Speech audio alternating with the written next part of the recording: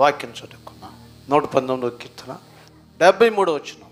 నీ చేతులు నన్ను నిర్మించి నాకు రూపు ఏర్పరచను, నేను నీ ఆజ్ఞలు నేర్చుకున్నట్లు నాకు బుద్ధి దయచేయము.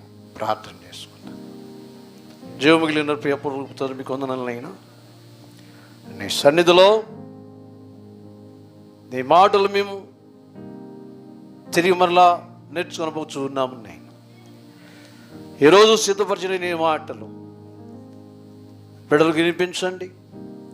మా బ్రతుకు జీవితాలకు కావాల్సిన ఆదరణ, అలాగే ఆత్మీయ శక్తి నీ ద్వారా పొందినట్లు సహాయం యేసునామమున ప్రార్థిస్తున్నాము తండ్రి. నీ చేతులు నన్ను నిర్మించి నాకు రూపు ఏర్పరచను, నేను నీ ఆజ్ఞలను నేర్చుకున్నట్లు నాకు బుద్ధి దయచేయము. స్తోత్రం కలుగునుగా. అంటే దేవుడు మనుషుణ్ణి ఏం చేశారంట, ఒక రూపం ఏర్పరిచి ఉంచారని వాక్యం తెలియజేస్తుంది. ఇదే వాక్య భాగాన్ని మీతో మాట్లాడుచు ముందుకు సాగబోతున్నాను. ప్రభు స్తోత్రం కలుగునుగా. ప్రసంగి గ్రంథం 11వ అధ్యాయం 5వ వచనం ఒకసారి చూడండి. చూలాలి గర్భమందు ఎముకలు ఏ రీతిగా ఎదుగుచున్నవో నీకు తెలియనా? గర్భములో మనం ఎముక పెడతామా? ఒక ఎముక మింగితేనే, కడుపులోకి వెళ్తేనే ఎంత ప్రమాదమో ఆలోచించండి. ఏమంతేనా? ఒక ఎముక మనం ఒకవేళ పొరపాటున మింగితే, ఒక లోటుకి వెళ్ళిపోతే, అది ఒకవేళ ప్రయోగంలో ఉంటే ఏమవుతుందో తెలుసా? ప్రమాదానికి గురి చేస్తుంది అన్నమాట. కానీ చూలాలి అంటే గర్భవతి అయిన ఆ తల్లికి ఆ కడుపులో శిశువు ఏర్పాటు చేయబడి ఏమండి తిరిగి మరలా ఒక కుమారుడు కుమార్తెను జన్మిస్తుంది అన్నమాట. ఆ బిడ్డకి అన్ని అవయవాలు సక్రమంగా ఉంటాయి. అందులో ప్రాముఖ్యమైంది ఎముక. ఎముకలు తర్వాతే అన్ని ఏర్పాటు చేయబడుతూ ఉంటాయి అన్నమాట. ప్రభు స్తోత్రం కలుగునుగా. అందుకన్నాడు చూలాలి గర్భం. దేవుడు మనుషుని ఏ విధంగా ఏర్పాటు చేశాడు? నీ చేతులను నిర్మించి, విషయం అదండి, నీ చేతులను నిర్మించి నాకు రూపు ఏర్పరచను. దేవుడు స్తోత్రం కలుగునుగా. హల్లెలూయా. ఆ తల్లి గర్భంలో ఏమండి పిండముగా ఉన్నప్పుడు ఆయన చేసే ప్రక్రియ ఏంటంటే మొట్టమొదట ఎముకలను సిద్ధం చేస్తాడనమాట. అందుకు అంటున్నాడు అనమాట, చూలాలి గర్భమందు ఎముకలు ఏ విధముగా ఎదుగుచూ ఉన్నవో నీకేమన్నా తెలుసా? ప్రశ్నిస్తున్నాడనండి, భక్తుడు ప్రశ్నిస్తున్నాడు. అంటే మనకేమి తెలియదని అర్థం. వాస్తవ విధానాన్ని చెబుతున్నాడు. చూలాలి గర్భమందు ఎముకలు ఏ విధంగా ఎదుగుచున్నవో నీకేమన్నా తెలుసా? ప్రశ్న. ఎవరికి తెలుస్తుంది? ఏమా అంటే దేవుడు అంత శక్తివంతుడు. ఆయన మరణం శ్రేష్టమైంది. ఆయన యొక్క కృప వర్ణనాతీతం. ఆలోచించు. ఇక్కడ దైవజనుడు ఏమన్నా, నీ చేతులు నన్ను, స్తోత్రం చెప్పండి, నీ చేతులు నన్ను నిర్మించి, అంటే దేవుడు తన చిత్తమును బట్టి తల్లి గర్భంలో ఉండగానే ఒక్కొక్క అవయవాన్ని రూపు ఏర్పాటు చేసి బయటికి పంపిస్తూ ఉన్నాడని తెలియజేస్తూ ఉంది. ప్రభు స్తోత్రం కలుగునుగా. హల్లెలూయా. యోబు గ్రంథము 10వ అధ్యాయము 8వ వచనం చూడండి. నీ హస్తములో నాకు అవయవ నిర్మాణము చేసి నన్ను నీవు రూపించి ఉన్నావు. చక్కని మాట. ఆలోచించండి. అందుకే అన్నాడు, నీ చేతులు నన్ను నిర్మించి అన్నాడా లేదు? మొట్టమొదటి మాట నేను చదివించిన మాట అదే. ఇక్కడే ఉన్నాడు ఏ భక్తుడు. మరొకసారి, నీ హస్తములు నాకు అవయవ నిర్మాణము చేసి నన్ను రూపించి ఉన్నావు. ప్రభు స్తోత్రం. 11వ వచనం. చర్మముతోను మాంసముతోను నీవు నన్ను, స్తోత్రం చెప్పండి ఇప్పుడు, హల్లెలూయా, నీ హస్తములు నాకు అవయవ నిర్మాణములు చేసి ఉన్నవి అంటాడు. ఇక్కడే ఉన్నాడు. చదువు మరొకసారి. చర్మముతోను మాంసముతోను నీవు నన్ను కప్పి ఉన్నావు. ప్రభు స్తోత్రం కలుగునుగాక. చర్మముతోను తర్వాత మాంసముతోను నీవు నన్ను కప్పి ఉన్నావు అంటే మొట్టమొదట దేవుడు ఏం చేశాడంటే ఎముకలను చేశాడు. ఎముకలను ఏమంటాం? అచ్చంగా ఎముకలు కనపడితే అస్థిపంజరం అంటాం అండి. ఏమేమంటాం? అస్థిపంజరం అంటాం అన్నమాట. కానీ దేవుడు మొట్టమొదటి చేసుకుంది ఏంటి తెలుసా అంటే, మనుషుని చేసినప్పుడు ఏం చేశాడు, మొట్టమొదటి ఎముకల్ని చేశాడు అనమాట.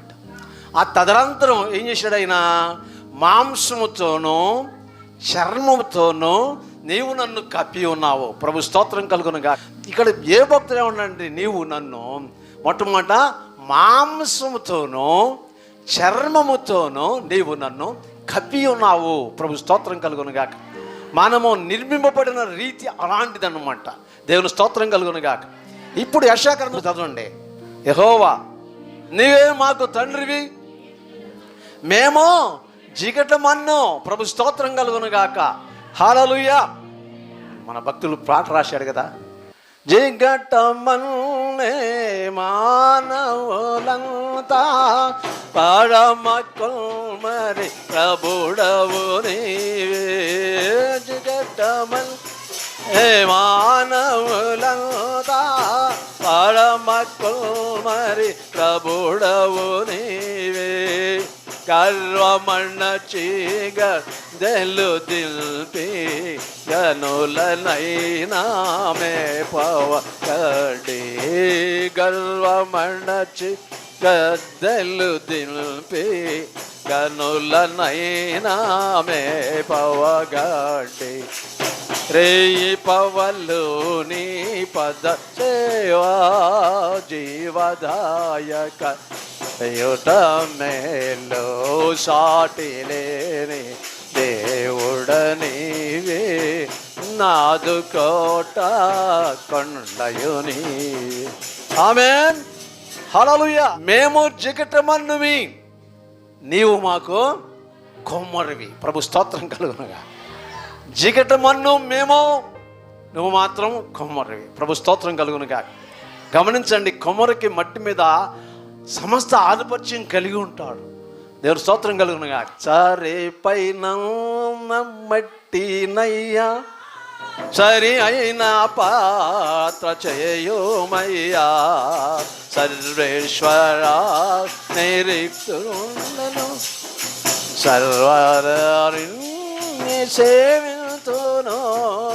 సర్వచిత్ నీవేనయ్యా. రూపమే కుమారివే. ఆమేన్. సారేంటేంటి, కొమ్మని వాళ్ళు కుండలు చేసేదాన్ని సారీ అంటారు అన్నమాట. దాన్ని గిర్రం తిప్పుతారు కొమ్మరైన కదమ్మా. మట్టి అంతా ముద్దలు చేసి కొట్టి కొట్టి కొట్టి కొట్టి కొట్టి దాని మీద వేసి డామ్ డామ్ను కొట్టిన తర్వాత తాను ఖచ్చితంగా కొండ వచ్చే స్థితి ఈ యొక్క మట్టికి వచ్చేసింది అనుకున్నప్పుడు ఏం చేస్తాడో తెలుసా, సారిని గిర్రం తిప్పుతాడు అనమాట. సారి గిర్ర తిప్పిన తర్వాత అప్పుడు ఏం చేస్తాడంటే తన చెయ్యిని ఆ మట్టి మీద పోనిస్తాడనమాట. శ్రీమతి ఆ మట్టి మీద పోయిన తర్వాత ఏం చేస్తాడో తెలుసా, దానిలో చిన్న గొయ్యలు వచ్చేదోడు చేస్తాడు. ఆ గొయ్యి వచ్చిన తర్వాత ఏం చేస్తాడో తెలుసా, ఇలాగ పెట్టుకుంటాడు. పైకి వచ్చిన మట్టిని చూడండి, అది పై అంచు తయారు చేస్తాడనమాట. ఇలా పట్టుకోగానే గిర్రం తిరుగుతూ ఉన్నది, పై అంచు చక్కగా కనపడదు. ప్రభువైన దేవుడు కూడా ఏమై ఉన్నాడంట, ప్రభువైన దేవుడు ఏమై ఉన్నాడంట, మేము జగటమన్నివి. వాక్యం చెబుతుంది, నీవు మాకు కుమ్మరివాడవు. ప్రభు స్తోత్రం కలుగును గాక. హల్లెలూయా. ఈ లోక సంబంధమైన కొండలు చేస్తే పర సంబంధమైన దేవుడు మనుషులని కొండలను చేసేసాడు అంతే. ప్రభు స్తోత్రం కలుగును. నమ్మండి నమ్మండి, ఏ కొండ ఎట్టడదో తెలీదు ఆయన చిత్తం. కుమ్మరానికి మట్టి మీద అధికారం ఉండగా తన ఇష్టం చిన్న మంత కూడా చేస్తాడు. ప్రభు స్తోత్రం కలుగును గాక. సారి మీద ఉన్న మట్టి మీద అధికారం ఎవరికి ఉంటుందని చెప్పండి, కుమ్మరానికి మాత్రమే ఉంటుంది. ప్రభు స్తోత్రం కలుగును గాక. మేము జిగటమన్నువి, నీవు మాకు కుమ్మరివి. ప్రభు స్తోత్రం కలుగును గాక. బా అందుకు అన్నాడు అనమాట, నీ చేతులు, బా ఎంత చక్కని మాట అండి, నీ చేతులు నన్ను నిర్మించి నాకు రూపు ఏర్పరచను. నువ్వు ఇట్టా ఉండు, నువ్వు ఇంత అందంగా ఉండు, నీ ముఖం ఇట్లా ఉండాలి. స్తోత్రం. అందరి ముఖాలు ఒకలా ఉంటాయా ఏమా? అందరి ముఖాలు ఒకలా ఉంటాయా?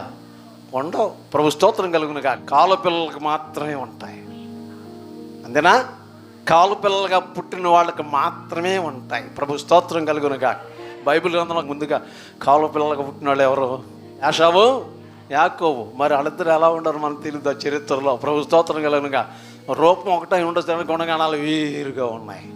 స్తోత్రం కలుగును గాక. అందుకు అన్నాడు అన్నమాట, నాయనా నువ్వు నన్ను ఏర్పాటు చేసావు నీ వాక్యం ధ్యానించుటకు, నీ మాటలు వినడానికి, నా మనసులో పెట్టుకోవటానికి. ఏం చేయమన్నాడు? నాకు నేను నీ ఆజ్ఞలను నేర్చుకున్నట్లు ఏమిమ్మంటున్నాడు? నాకు బుద్ధి దయచేయి. దేవుని స్తోత్రం కలుగును గాక. హల్లెలూయా. లోకా సువార్త 15:17 చదవండి. అయితే బుద్ధి వచ్చినప్పుడు వాడు నా తండ్రి వద్ద అనేక మంది కూలివాళ్లకు అన్నము సమృద్ధిగా ఉంది, నేనైతే ఇక్కడ ఆకలికి చచ్చిపోవచ్చున్నాను. గమనించండి, ఇద్దరు కొడుకులే. 11 చదివితే ఒక తండ్రికి 2 కుమారులు ఉండిరి. తండ్రి అయిన దేవునికి కూడా 2 జనాంగాలు, 2 కొడుకులాగా 2 జనాంగాలు ఉన్నాయి. ఆ 2 జనాంగాలు ఏంటి అంటే, ఒకటి దేవుని మాట వినేవాళ్ళు, మరొకడు దేవుని మాట విన్నాళ్ళు అన్నమాట. మీరు అర్థం చేసుకోండి. దేవుడికి కూడా ఆయనకు కూడా ఎలా ఉన్నారు అని చెప్పి 2 జనాంగాలు ఉన్నారు. 2 కొడుకులు ఎలాగో ఆ తండ్రికి ఉన్నారో, తండ్రి దేవునికి కూడా, సృష్టికర్త అయిన దేవునికి కూడా 2 కొడుకులు అన్నట్లుగానే 2 జనాంగాలు ఉన్నారు. ఒకరు ఆయన మాటని జీవించేవారు, మరొకరు ఆయన మాట వినకుండే బ్రతికేవాడు అన్నమాట. అంతే కదండి, లోకంలో అలాగే ఉన్నారు కదా. దేవుని నమ్మి నడిచేవారు అందరూ కూడా దేవుని బిడ్డలాగా ఆయన మాట వినేవాళ్ళంగా ఉంటారు ఇంచుమించుగా. దేవుని స్తోత్రం కలుగును గాక. ఒక క్రైస్తవ బిడ్డలైనా సరే, దేవుని బిడ్డలుగా జీవించున్నా చెప్పుకున్న వారైనా సరే, పిల్లరా ఆయన ఆజ్ఞ ప్రకారం జీవించకపోతే మాత్రం ఆయన దూరంగా ఉన్నట్లు లెక్కేనమాట. అందుకే ఇక్కడ ఏమంటున్నాడంటే, మొట్టమొదట నాకు బుద్ధి దయచేయి, నీ మాట నేర్చుకున్నట్లు, నీ వాక్యము నేర్చుకున్నట్లు నాకు బుద్ధి దయచేయి. ఇక్కడ కూడా ఏమన్నా ఉంటే, వాడికి బుద్ధి వచ్చినప్పుడు, లేక అతనికి బుద్ధి వచ్చినప్పుడు, ప్రభు స్తోత్రం కలుగును గాక. బుద్ధి రానప్పుడు మాత్రం 2 కొడుకులకు కూడా మంచి కృపతో కూడిన తండ్రిని కలిగి ఉన్నారు, మంచి ఆస్తి పరులు, కావలసినంత ఉంది, పనివారు ఉన్నారు. అతను చెప్తున్నాడు కదా, అక్కడగా నా తండ్రి ఇంట అనేక మంది కూలి వారికి ఆహారం సమృద్ధిగా ఉంది అని చెప్పన్నాడు. కూలీలకి ఆహారం సమృద్ధిగా ఉంటే కుమారులు ఎంత ధన్యులో మీరు ఆలోచించండి.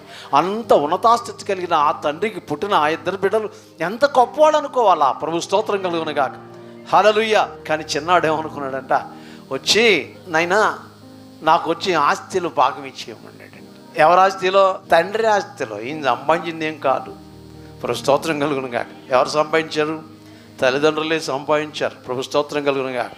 వాస్తవంగా తల్లిదండ్రులే సంపాదించారు అని అందరికీ కూడా. సంపాదించిన తల్లిదండ్రులకి ఆస్తి మీ ఇష్టం వచ్చినట్టు చేయటం కుమారులకి కూతురులకి అసలు ఆధిపత్యం లేదండి. వాళ్ళు సంపాదించుకున్నారు, హక్కు వాళ్ళదే. చాలామంది ఈ విషయాల్లో తల్లిదండ్రులకి కొట్టేస్తున్నారు, తిట్టేస్తున్నారు. ఎవరా నువ్వు ఇది చేసుకుని సంపాదించాం, నాన్న ఎందుకన్నావరా అని చెప్పి ఏం చేస్తున్నారు తెలుసా? పాపం ఆ సంపాదించిన ఆస్తి కోసం రకరకాలుగా హింసిస్తూ ఉన్నారు. చాలా జాగ్రత్త అండి. ఆస్తి ఎవరు సంపాదించారు? తల్లిదండ్రులే సంపాదించారు. ప్రభు స్తోత్రంగా బిడ్డల కోసం సంపాదించారు. వారు సుఖంగా ఉండటం కోసం, క్షేమంగా ఉండటం కోసం, వాళ్ళకి ఇచ్చి శుభ్రంగా బ్రతకని చెప్పుడు కోసమే ఏం చేశారు? సంపాదించారు. చెడ్డ వ్యసనాలకు బానిసై ఈ రోజుల్లో ఆ కుమారులు ఏం చేస్తున్నారు తెలుసా? నానా బాధలు పెట్టా, ఇస్తావా లేదా, ఇస్తావు డబ్బులు లేవురా, అయిపోయిరా, 2 ఎకరాలు అమ్మాయి వీడు సంపాదించినట్టు. దేనికోసం? దేనికోసం అండి? ఆస్తి కోసం కాదా? పనికి మాలిన ఆ తత్వాలకి, పనికి మాలిన పద్ధతులకి అలవాటు అయిపోయి ఏం చేస్తానంటే బ్లైండ్ చేస్తూ ఉన్నారు. ఇక్కడున్న కుమారుడు అలా చేశాడు. తండ్రిని బ్లేమ్ చేస్తున్నాడు వచ్చి, ఏమని? ఆస్తిలో భాగం నాకు ఇచ్చేయి అంటూ ఉన్నాడు. పిల్లరా, తండ్రి మారు మాట మాట్లాడలేదు, ఇచ్చేసాడంట. అతను ఏమనుకున్నాడంట, దూరదేశం పోయి ఏ వ్యాపారం చేస్తాడంట. అమ్మో, వ్యాపారాల్లో మంచి వ్యాపారాలు, నీ మంచి వ్యాపారాలు, కానీ ఇతను చేసే వ్యాపారం ఏంటంట అని ఉందా లేదా? దీని వాక్యంలో దుర్యాపం చేసి గొప్ప లాభం పొందాం అనుకున్నాడు ఏంట. జాగ్రత్త అండి. ఎవరు ఏ పని చేసుకున్నా లాభం కోసం, మంచి కోసం చేస్తూ ఉంటారని దుర్వ్యాపారం ఎవరు చేయరంతే. స్తోత్రం కలుగును గాక. ఇతను చేసే వ్యాపారం ఏం చేయాలనుకున్నాడంట? దుర్వ్యాపారం చేసి గొప్ప లాభం సంపాదిద్దాం అని చెప్పి అనుకున్నాడంట. వెళ్ళిపోయాడు. స్నేహితులు వచ్చి ఉన్నదంతా ఏం చేశారో తెలుసా, స్త్రీలతో కలిసి అంతా అవజేసుకున్నాడు అనమాట. చాలా ఆస్తి ఇచ్చేసాడు తండ్రి. పాపం జాలిపడి కుమారుడు పోన్లే అడిగాడు అని చెప్పి, తల్లిదండ్రులకి ప్రేమ ఉంటుందండి బిడ్డల మీద. ప్రభు స్తోత్రం కలవచ్చు. చాలామంది బిడ్డలు ఏమనుకుంటారు, మా మీద పేద చచ్చిపోయింది అంటారు. చావదు. కన్న తల్లిదండ్రులకి బిడ్డల మీద ప్రేమ చావదండి. సముద్రములు చలార్చంటండి దేవుని ప్రేమను. స్తోత్రం కలుగునుగా. అగ్ని జ్వాల యేసుని ప్రేమ మరణము వల్లే బలవంతమైనది. అగ్ని జ్వాల యేసుని ప్రేమ మరణము వల్లే బలవంతమైనది. నేటి ప్రవాహము వలన నా ప్రేమ చల్లరదు. ఆమేన్. సముద్రాలు అంటే నీళ్లు దేవుని ప్రేమ చలార్చలేమంటండి. అంత ప్రేమ మనుషుని మీద కలిగి ఉన్నాడు దేవుడు. ప్రభు స్తోత్రం కలుగునగా. అందుకు దావీదు అంటున్నాడు, నీ చేతులు నన్ను నిర్మించి నాకు ఒక చక్కని రూపునిచ్చావు, అంచేత నీ యొక్క ఆజ్ఞలను నేర్చుకున్నట్లు నాకు బుద్ధి దయచేయి నాయన అంటున్నాడు. ప్రభు స్తోత్రం కలుగునగా. ఇతడు బుద్ధి వచ్చిందంట. అన్నీ అవజేసుకున్న తర్వాత ఏమొచ్చిందంట? బుద్ధి వచ్చిందంట. ప్రభు స్తోత్రం కలుగునగా. బుద్ధి రావాలండి. ఎవరికి అని చెప్పంటే చెడిపోయిన వాళ్ళకి, పడిపోయిన వాళ్ళకి, దేవునికి దూరమైన వాళ్ళకి ఏం రావాలి? ఖచ్చితంగా బుద్ధి రావాలండి. దేవుడు అతీతుడిని రక్షించుకుంటే, దేవుడు అతీతుడు నిన్ను కాపాడుకుంటే, దేవుడు అతీతుడు తన స్వరాక్తం ఇచ్చి కాపాడుకుంటే దూరం అవుతావా? బుద్ధి తెచ్చుకోండి, శుభ్రంగా ఉండండి. ప్రభు స్తోత్రం కలుగునగా. హల్లెలూయా, ప్రైజ్ ది లార్డ్. అయితే అతనికి బుద్ధి వచ్చినప్పుడు, నా తండ్రి ఇంట అనేక కూలివాడికి సమృద్ధిగా ఆహారం ఉంది, నేనైతే ఇక్కడ ఆకలికి చచ్చిపోవచ్చున్నాను. ఎప్పుడంట ఇతనికి ఏం పని చేయటం చేత కాదు. ఒకవేళ పనికి వెళ్దామని చెప్పి అనుకుంటే పని చేయటం చేత కాదు. అతను దూరంగా పందుల మందం కనపడినాయి అంట. కనీసం పందుల మందం మేపటానికి నాకేమన్నా జీతం ఇస్తే నాకు అన్నం దొరుకుద్ది అని చెప్పి అతనితో మాట్లాడాడంట. మాట్లాడితే అతడు వద్దు అన్నాడంట. పోనీ పెట్టుకోయా, పందులు తిని పుట్టుతోనే నన్ను కడుపు నింపుకుంటా అనుకున్నాడంట. బైబిల్లో ఉంది అలాగ. స్తోత్రం కలుగునుగా. ఇప్పుడు పందులు మేపుతున్నాడు. ఆ పందులు తిని పట్టుతో నింపుకోవాలని చెప్పి ఆయన తీసుకొని తింటుంటే పందులు ఏం చేసినాయండి? ఒకసారి పెద్దగా అరిచి తోచేసినాయి అనమాట ఈయనకి. అప్పుడు వచ్చింది, ఏమొచ్చింది? అప్పుడు బుద్ధి వచ్చింది. ప్రభు స్తోత్రం కలుగునగా. హల్లెలూయా. పట్టు తింటున్నాడు కదా, పట్టు తీసుకుంటానికి సిద్ధపడుతున్నాడు కదా, తినలేదు ఇంకా. ప్రభు స్తోత్రం కలుగునగా. ఆ పట్టు తీసుకుని నింపుకోవాలని చెప్పి ఆశపడి తీసుకుంటున్నాడు కదా. అప్పుడు పంది ఏం చేసిందంటే ఇతన్ని లాక్ కొట్టింది. ఆ కొట్టంగానే వెనక్కపడి ఆలోచించాడు, నా తండ్రి ఇల్లు. ఎప్పుడు గుర్తొచ్చింది? మహాశ్రమ అప్పుడు వచ్చిందండి. మహాబాధ అప్పుడు వచ్చింది, మహాశ్రమ అప్పుడు వచ్చింది. తిండి లేని సమయంలో తండ్రి ఇల్లు గుర్తొచ్చింది. జాగ్రత్త అండి. సమస్య జటిలమై భయంకర స్థితికి నువ్వు దిగజారిపోయినప్పుడు తప్పకుండా ప్రార్థన గుర్తొస్తుంది, అయ్యో మందిరం గుర్తొస్తుంది, నా దైవజనులు, మా పాస్టర్ గారు, అమ్మో నేను దూరం అవటం వల్ల ఎంత జరిగిందా నాకు. అప్పటికైనా బుద్ధి తెచ్చుకుని శుభ్రంగా రాయండి. ప్రభు స్తోత్రం కలుగును గాక. దేవునితో కూడా కలిసి జీవించడానికి సిద్ధపడండి. ప్రభు స్తోత్రం కలుగును గాక. హల్లెలూయా. తను అనుకున్న ఆలోచన శ్రేష్టమైంది. కూలి వాళ్ళకి ఆహారము సమృద్ధిగా ఉంది తండ్రి దగ్గర. ఇంత తండ్రి ఇంట్లో సమృద్ధి. ఏమో మన తండ్రి ఇంట్లో సమృద్ధి, మరి ఆ బిడ్డల ఇంట్లో సమృద్ధి ఉంచడా దేవుడు? మన దేవుడు సమృద్ధి కలిగిన శక్తివంతుడైన దేవుడు. ఆ బిడ్డల ఇంట్లో సమృద్ధి ఉంచడా ఆయన? ఆలోచించండి. నువ్వు ఆయన కుమారుడివి. మన గృహ కుటుంబాల్లో సమృద్ధి ఇవ్వటానికి సిద్ధపడ్డా ఆయన. నమ్ము. ప్రభు స్తోత్రం కలుగును గాక. దేవుడిని విశ్వసించు, విశ్వాసంలో ముందుకెళ్ళిపోతూ ఉండు. దేవుడి అన్నీ కూడా సమృద్ధిగా నీ జీవితానికి ఇస్తూ ఉంటాడైనా. ప్రభు స్తోత్రం కలుగును గాక. అనుకున్న విషయాల్లో ఇప్పుడే లేచేతను తండ్రి దగ్గరికి వెళ్ళిపోతాను.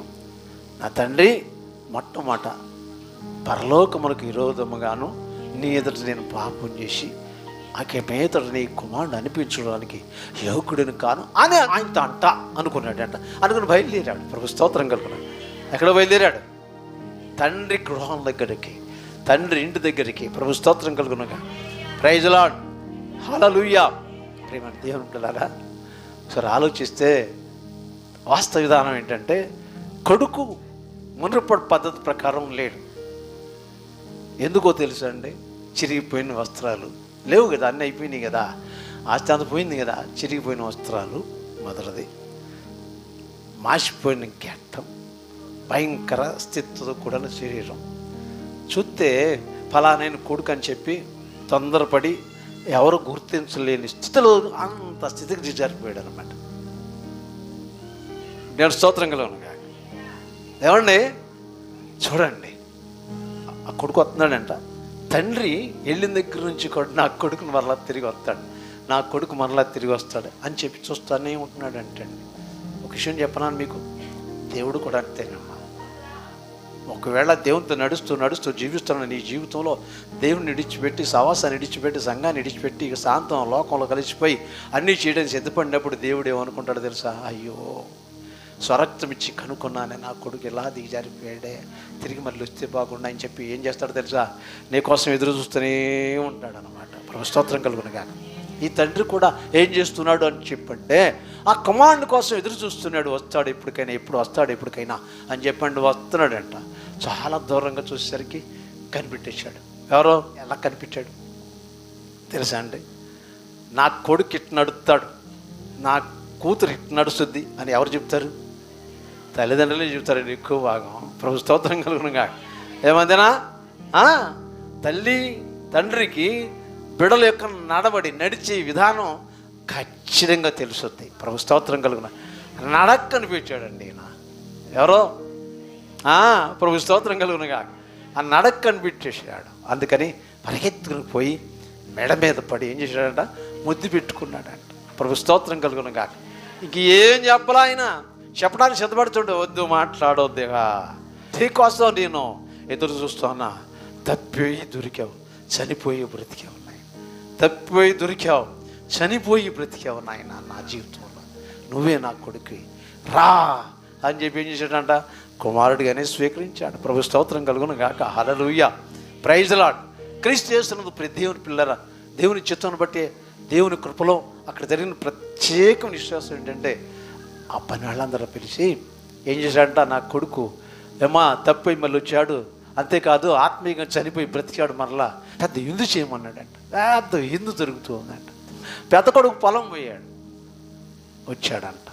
ఏంటి పెద్ద సంబరం జరుగుతుంది లోన ఏంటి అని చెప్పి బయటే కూర్చున్నాడంట. రామయ్య, నీ తండ్రి తమ్ముడు కోసం వచ్చాడని చక్కని విందేరు ఇక్కడ కూర్చొని అలుగి ఏమన్నాడంట? ఇన్ని సంవత్సరాలు బట్టి ఆయన మాటే వింటామన్నా నేను, ఎప్పుడైనా నా పక్షంగా ఇలాంటి చేశాడా అన్నాడంట. ఎవరితో? పని వాళ్ళతో. పాప మీ పని వాళ్ళు పరిగెత్తుకుపోయి తండ్రికి చెప్పాడు, నేను ఇట్లాంటి సంగతి తింటాడు అన్నాడు. తండ్రి కుమారులందరినీ కూడా ఏం చేసుకోవాలి తెలుసా?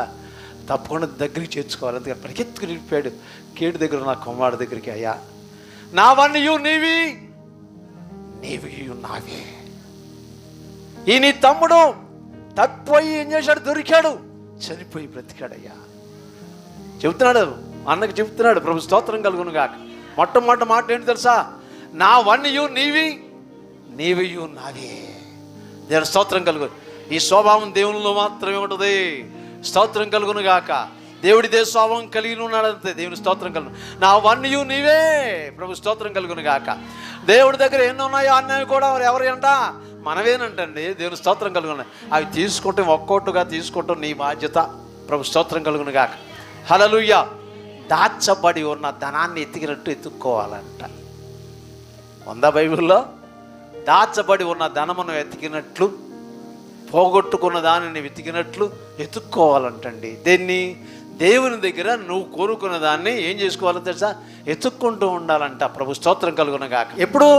అది నీకు అందే వరకు.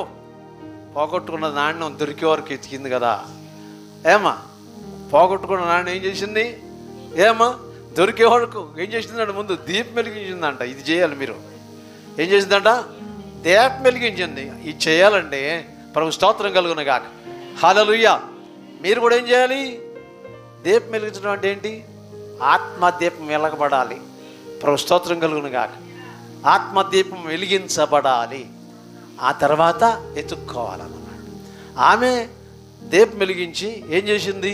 ఇల్లంతా ఊడ్చిందండి. ఆ పోగొట్టుకున్న నాణ్యం ఏమైంది?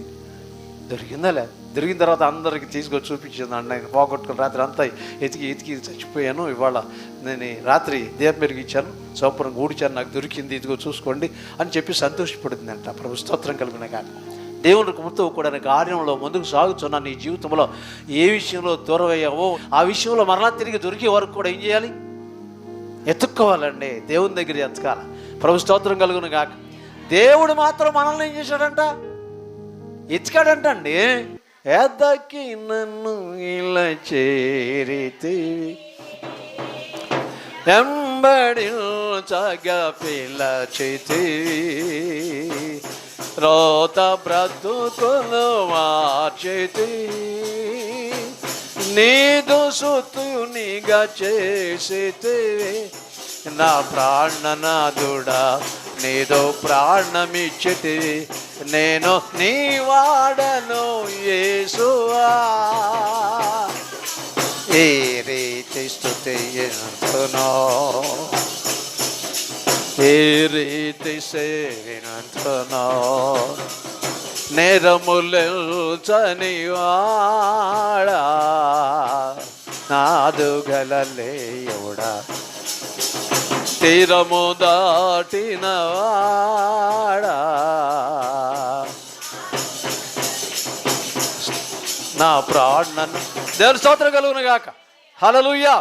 మన ప్రభువైన దేవుడు నజరేయుడైన యేసు ఆయన మన పక్షంగా సహాయం చేసే సముద్రుడై ఉన్నాడు. అందుకే నీ దావీదు ఏమన్నాడంటే, నైనా చక్కగా విన్నారు మీరు, దేవుడు మనల్ని ఎలాగ చేశాడో. ప్రభు స్తోత్రం కలుగును గాక. హల్లెలూయా. కదా, ఎలా చేశాడంట? మట్టితో బొమ్మను చేసి ఏం చేశాడు తెలుసా? రూపు ఏర్పాటు. ఎలా రూపు ఏర్పాటు చేశాడో నేను మీకు చూపించాను స్పష్టంగా.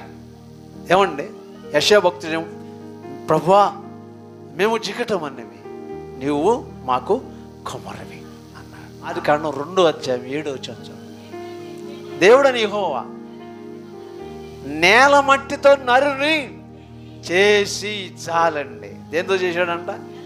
అందుకు యెషయాకు బ్రతుకు అంటున్నాడు అనమాట, మేము జికట మన్నువి, నువ్వు మాత్రమే కొమ్మరివి. మళ్ళీ దానికి శ్లాఘించి ఏ భక్తుడు ఏమన్నాడు తెలుసా? నైనా నీవు మాకు మొట్టమొదట ఎముకలు చేసి, తర్వాత మాంసం చేసి, మాంసం ముద్దలు చేసి చర్మాన్ని పొదిగించితివి అన్నాడా లేదా? వాక్యాలన్నీ చూపించాను మీకు, వాక్యాలు చూపించాను అంతే. ప్రభు స్తోత్రం కలుగునగా. మాకు రోన చర్మాన్ని సిద్ధం చేసి, ఆ తర్వాత ఏం చేసావు నువ్వు? అయ్యా మాంసాన్ని సిద్ధం చేసి చర్మంతో దాన్ని పొదిగించావు. ప్రభు స్తోత్రం కలుగు. మనం అందరం ఇలాగ తయారయ్యాం అన్నమాట. ఏమంతేనా? మనం అందరం కూడా ఇలా తయారాం. దేవుడిని కదండి పిండాన్ని కాన్పు కోసం సిద్ధపడినప్పుడు పెడతాం, సంతోషపడతాం. నీ చేతులు నన్ను నిర్మించి నాకు రూపు ఏర్పరచను, నేను నీ ఆజ్ఞలు నేర్చుకున్నట్లు నాకు బుద్ధి దయచి. ఖచ్చితంగా నేర్చుకోండి, శుభ్రంగా ఉండండి, ఆత్మీయంగా బ్రతకండి. ప్రభు స్తోత్రం కలుగును కాక. ఏం నేర్చుకుని? ఆజ్ఞలు నేర్చుకుని, వాక్యాలు నేర్చుకునండి. ఆజ్ఞలు నేర్చుకుని వాక్యం మీతో మాట్లాడుచినప్పుడు శుభ్రంగా ఏదైనా లోపం అంటే, ప్రభు ఈరోజు నాతో బయలుపరిచి మాట్లాడారు, నాయన ఇది తీసేసుకుంటున్నా అని చెప్పి దాన్ని తీసు లోపాలు సరి చేసుకుని శుభ్రంగా దేవుళ్ళు ఎదుగుచూ ఉండండి. ప్రభు స్తోత్రం కలుగునగా. దేవుడు వాక్యం దీవించును కాక. ప్రార్థన చేసుకో. జీవము కలిగిన ప్రియపరులకు ఈ పాదములకు వందనాలు, స్తుతి స్తోత్రాలు. కొద్ది నిమిషాలు నీ మాటలు వినిపించావు. మనం బలపరిచేది ఈ మాట. నీ మాట ద్వారా ఎంతవరకు ప్రభా మీ బిడ్డలను హెచ్చరిక చేశారు. ఖచ్చితంగా మీ యొక్క మాట మీరు మాట్లాడి వినిపించారు. నేను ప్రతి బిడ్డ బలపరచబడు నీ శక్తిని బిడ్డకు అనుగ్రహించండి. నీ రక్త ప్రోక్షణ చేత బిడ్డలందరూ కూడా సంపూర్ణ విశ్వాసంలో ఎదగటానికి కావలసిన శక్తిని దాచి, ఎంతమంది ఈ వాక్యం వినబోతున్నారో, వింటూ ఉన్నారో వారందరి గృహాలు కుటుంబాలు దీవించబడినట్లు సహాయించి యేసుక్రీస్తును ప్రార్థిస్తున్నాము తండ్రి. యేసుక్రీస్తు కృప, తండ్రి దేవుని ప్రేమ, పరిశుద్ధాత్మ దేవుని సహస్రది మనకును ప్రభువును ప్రేమించబడుటకు సదా తోడే ఉండి నడిపించును గాక. యేసు రక్తమే జయం, శిలువ రక్తమే జయం, యేసు నామమునకే జయము కలుగును గాక. ఆమేన్.